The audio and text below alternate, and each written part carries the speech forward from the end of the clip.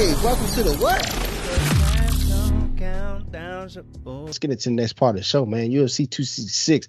That card right there. That card. No. Card. I gotta call him out. Let's go ahead. Play a game called Call Out Bobby. All right. Yeah. So I said UFC 266, right? He said, yeah, ain't that? I said, nah, that ain't that one. And then I started reading the card off, and he's like, oh man. And then I started reading more names, and he was like, And I started reading more names, and he was like, huh. And I started reading. So it's either two different things. You get all of it at the top, a la Conor McGregor style, and then they don't put nothing on the bottom. Or you have a card that from top to bottom is everybody that you would be like, okay, no, I'm interested. Yeah. And I think that's what this card is. So here's the hoping that this card delivers. That's gonna be the hard part. So before we get into your analyzation of the card and the fights that you would like to see, man, the one thing I want to say is that every fight other than the title fight or the main event fight, I'm very interested in. The only reason why I don't like the Brian Ortega versus Volkonovsky fight is that Volkonovsky fights for points. I hope Brian Ortega comes in like he did the last fight and beats the hell out of Volkonovsky and becomes the champ so that we can see somebody fight to win by knocking somebody out, not to win on points. I understand why he does it. It's a fight game. He does it just to if you fight on points and you win, you win. But I don't like that. I don't like somebody just punching or jabbing somebody just so they can have more punches than the other guy in the first, second, and third round. And then the judge is like, oh, Volkonovsky won because he threw more punches and he landed more punches. I don't like that. I hate that. I want fighters to get in there and fight to win. Why? That's all I'm gonna say. Paid the same. I don't care. Shout out to Shyne O'Malley. I don't care. I don't care what you're talking about. I don't care what you're talking about. Shout out O'Malley. Look, But the difference between Shyne O'Malley and Volkonovsky is Shyne O'Malley going in there for 20 seconds. He's trying to knock him out in 20 seconds. I'm just saying. I would joke. I'm just saying. I would joke. All right, but I don't like somebody playing the judge game, man. And if you do, and here my hot take: if you play the judge game and they figure it out, you should automatically lose. But you still won. What you mean? I'm just saying. That doesn't even make sense. Like, what you mean? It makes sense to me. If you play the points game, but you still score more points, then what you mean? It makes sense to me. Hey, man, put 5 minutes on the clock, man. Let's talk about this card, man. UFC 266, man. I done did my little rant. We couldn't put that on the time because it was going to take too long. So did my little rant. You got the championship fight, Alexander Volkanovsky versus Brian Ortega, a.k.a. T-City, baby. Mm-hmm. Look, that's going to be a good fight. It's going to be a good fight. Now, T-City all day. You told me with this next fight, Valentina Shevchenko. Did I ask you the question on this one right here? Lauren Murphy. I don't know if you asked me the question, but let me ask you the question on live right now. Do you feel like any other matchups other than the championship matchup matters in Shevchenko's division as well as the 125 division? This is the 125 division, but look. I'm sorry. I'm sorry. Look, I'm just saying. Look, at this point, I mean, I feel like they should just rank them all like 1 through 5 or 7, and then like Shevchenko fight the first one, and then if they lose, they go down to 7, and everybody just move up one slot, and then she fight the next one, because them fighting each other is just cannibalizing themselves, and it's like we're lining up. Man, that girl good, man. Yes. And it's no disrespect to the rest of the rest of the league or the division, but Shevchenko good, man. And then every time we've already been through those situations to where it's like, okay, this might be her toughest challenge yet. Slept. This might be her toughest challenge yet. Submitted. Okay, no, this was gonna be her toughest challenge yet. Head kick. They had a scraper off the mat. So like, what? I don't understand. Like what we're doing here. You might as well just be like, "Hey, you next."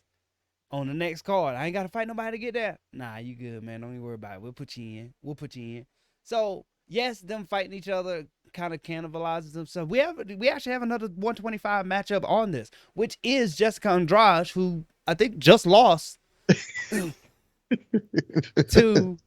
Shevchenko, but Cynthia Calvillo, I think it's Yo. You rolled the 2 L's. She, with the win with her, she's in the picture to fight Shevchenko. Man, that's tough, man. I don't know. Hey, look, we gotta get to the next. Hey, I don't even know. Does Lauren Murphy? You said it was a lot closer than what I thought. I just heard Shevchenko side, and I just moved along with my life. I don't. Murphy looks slower to me. I watched her last fight. She looked like she moves a lot slower than Shevchenko. It looks like Shevchenko will have a speed advantage in this next fight. I look for Shevchenko to do what she's done in the past, and I look for her to sleep Murphy. I'm just saying. I look for Murphy to not even make it past the first round. I just feel like Shevchenko is on a different level at this point in time. I have a question, and I'm wasting time. I know I am, and I'm sorry. Is that how all of these dynamics of siblings in these fighting organizations, aren't they all the same? And isn't it crazy the way it works? Valentina Shevchenko is so dominant, right? Yeah. And then her sister, not doing the best, right? And then they taking it out on her. Even though they turned the corner, Serge turned the corner. He's now the 125 champ down in Bellator, I believe. I'm not exactly sure, but for a while there, it was Anthony Pettis on top. Mm-hmm.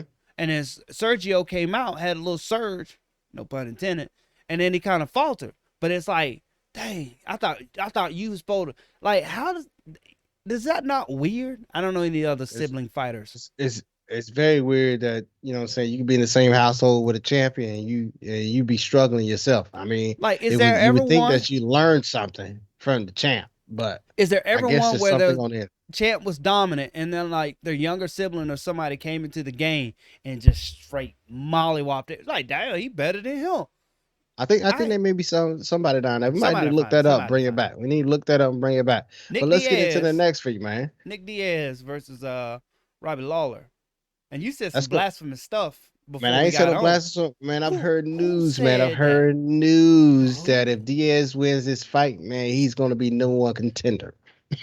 You heard news? I heard some news, man. Breaking news, man. I heard some from a sources. From a source saying that Diaz, if he wins this fight, he'll be #1 contender. Up next to fight Kamaru Usman. There ain't no way.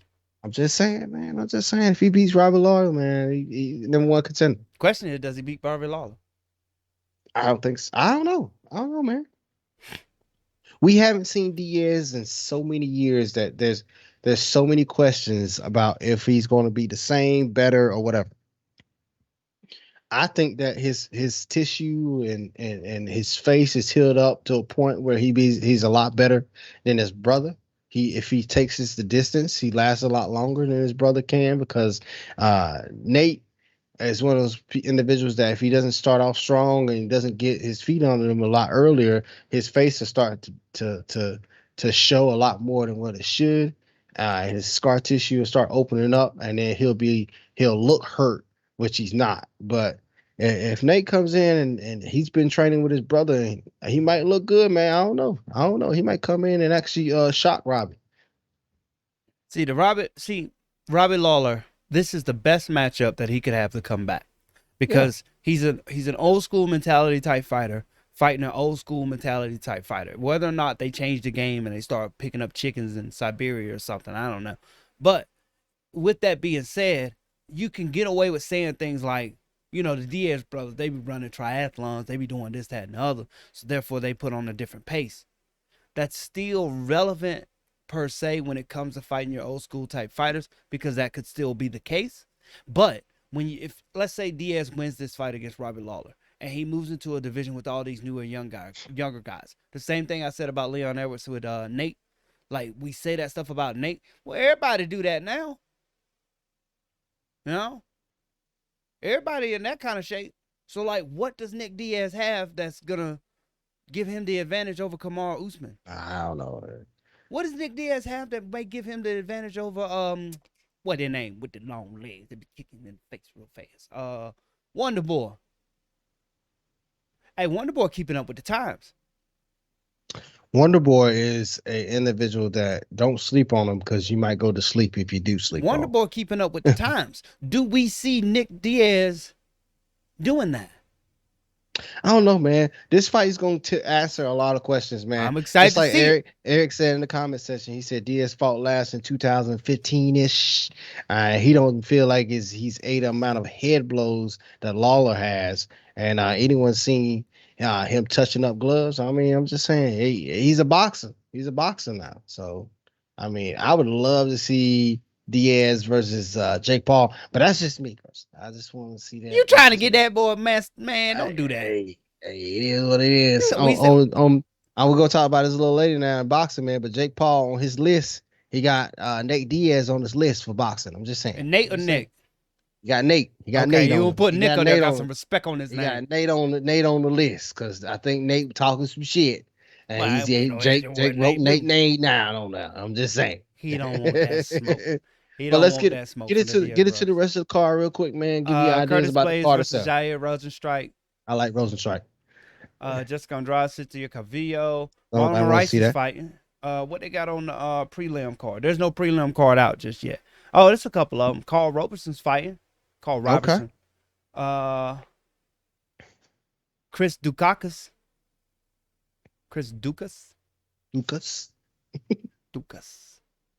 Like that name. It's good name.